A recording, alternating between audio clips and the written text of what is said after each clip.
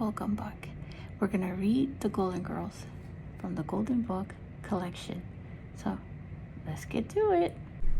The Golden Girls, The Way We Met.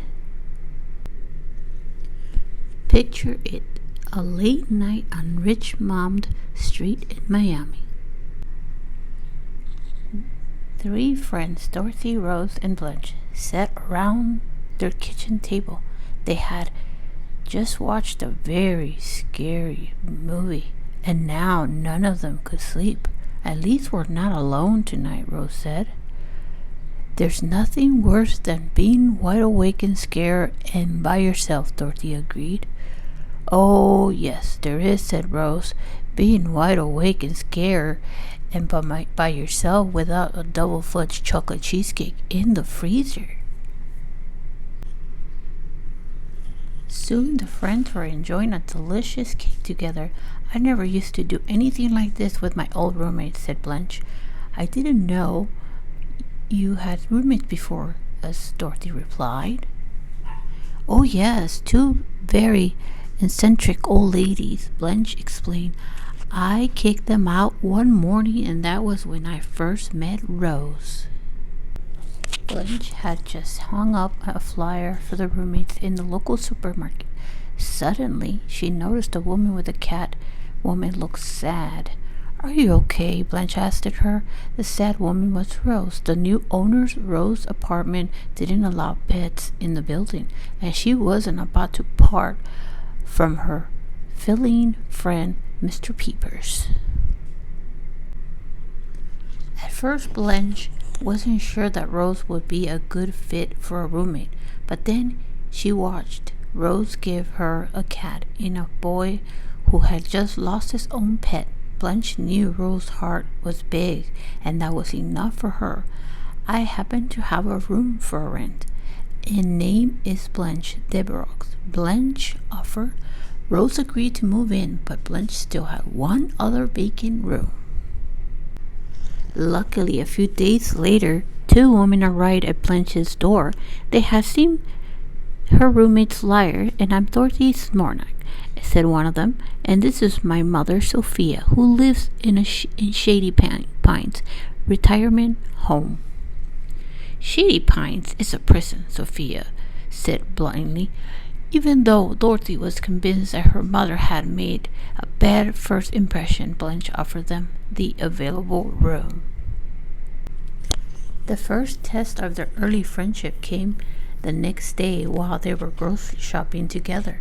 The new roommates couldn't agree on anything. This one rips, Dorothy said after she selected a melon and gave it a sniff. Oh, Dorothy dear, said Blanche, the best way to tell if a melon is ripe is with a southern method. You thump it. Well, actually, roomies, I have the best method, Rose said. Cutting into a melon and tasting it works every time. The bickering continues all the way home.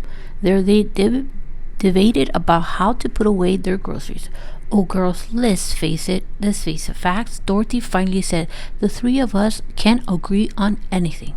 I mean, it's obvious we are not meant to live together.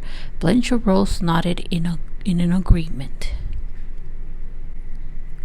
This is exactly what happened during the Great Herding War, Rose said. She explained the war had begun on a disagreement between two families that controlled the herring fishing off the coast of Norway.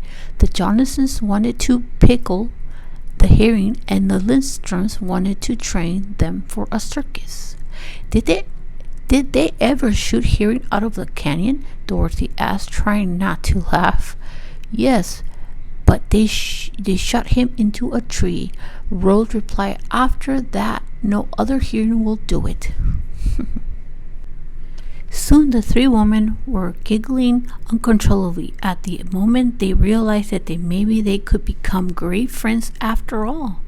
Let's give it a shot, Blanche said no to the other as Rose put a pastry box into the refrigerator. Wait a minute, what's that? Blanche asked Rose. I know it's awful, but I have an incredible sweet tooth. It's a chocolate cheesecake, explained Rose. I think this could be the beginning of beautiful friendship, said Dorothy, with a smiling. I guess some things never change, Dorothy said. After finishing her slice of cheesecake, they sure don't.